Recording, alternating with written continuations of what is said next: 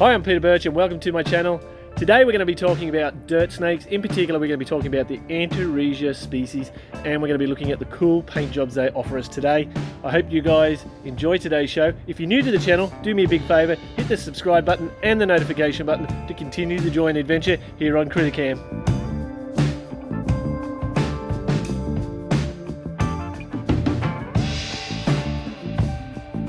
Righto, the dirt snakes have come a long way in the last 10 years, if not 5 years.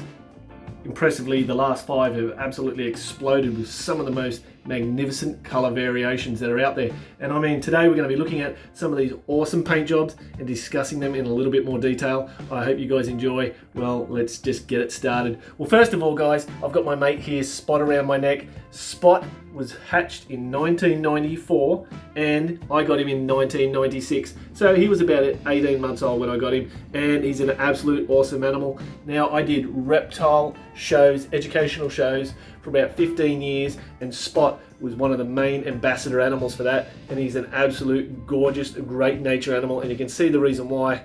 You know, we went out there and we educated thousands upon thousands of people and got people to break down those barriers between snakes and being big, horrible, evil things, and hopefully everyone can enjoy them because they are absolute gorgeous things. Now, the Antaresias are really, really popular pets for some specific reasons. They're small, they're robust, and they're pretty tolerant of our temperatures. Now, what they don't really like is a lot of high humidity. They don't really like that too much. It actually causes a lot of respiratory problems and can cause skin issues as well. Now, I did promise some cool paint jobs, so let's get the ball rolling with children's pythons. I think are probably one of the most underrated brown dirt snakes of the universe. Now, in particular, look at this gorgeous individual here. This is a patternless children's python. In other words, it's devoid of all patterns. How is that possible? Well, children's pythons in general, as they grow and get older, their patterns will start to fade out and disappear. So some of these animals will hatch completely patternless, devoid of pattern, apart from a little bit of patterning around the back of their head and on their neck. And then some of the other animals will be fully patterned animals, and within a couple of years absolutely fade out to be a beautiful, rich chocolate animal, just like this little beauty right here. Now, this female here in particular, I've had for about 12 years. She's an absolute great animal, great trooper of an animal, great nature, and a beautiful animal.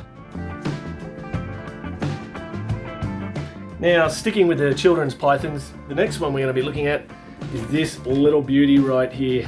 This is a T-positive albino or a T-positive caramel albino, depending on which country you live, of course, and depending on your terminology. Absolute gorgeous animals. Originally founded by Craig Larter, came from Mount Isa locality animals. Beautiful rich yellows, oranges, and with those beautiful lavenders down the side there. Absolute gorgeous creatures. And you can see the reason why these things have become very popular in the hobby. Just look at that paint job. Now, compared to a patternless animal or a normal children's python that's just brown on brown, you can see the reason why these guys exploded in popularity. But wait, there's more. So the next little beauty that popped up out of nowhere was these things right here, the marbled children's. Now, an individual was found in the Northern Territory which made its way into a captive collection as part of a breeding program, and the rest is history. These little beauties here are absolute gorgeous animals, and they're probably just a straight recessive animal, just like the T-positive.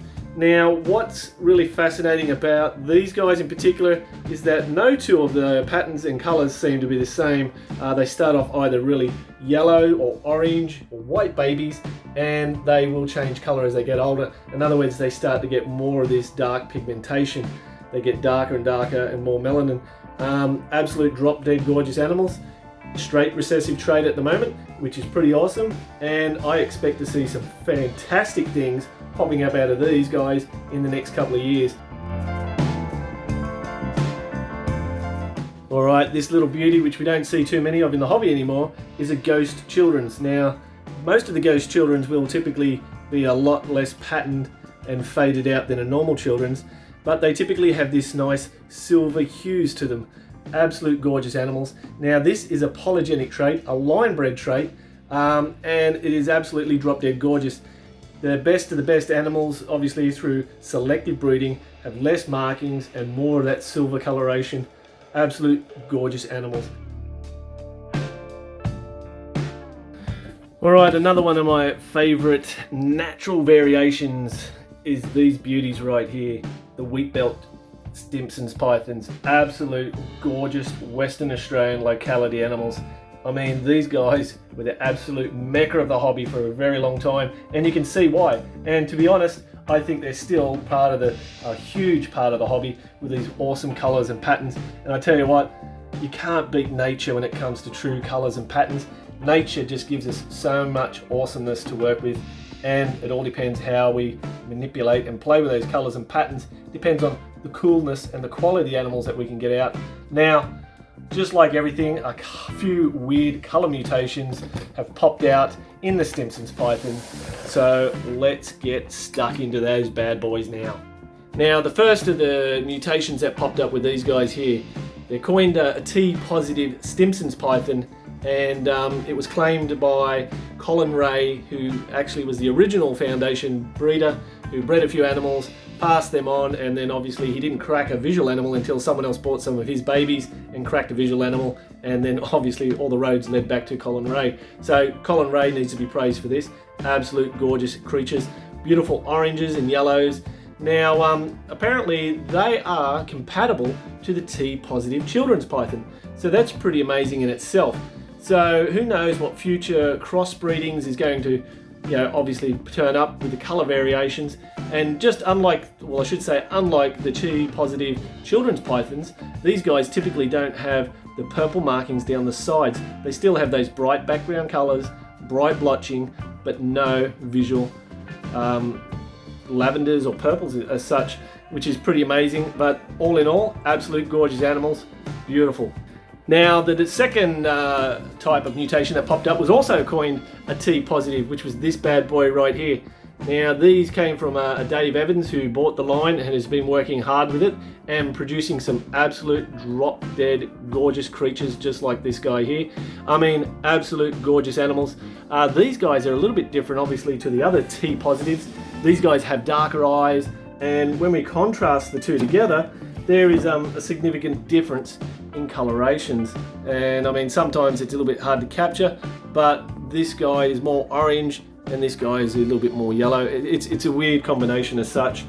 Now, the weird thing about this new line and the other T-positive line is that they are not compatible.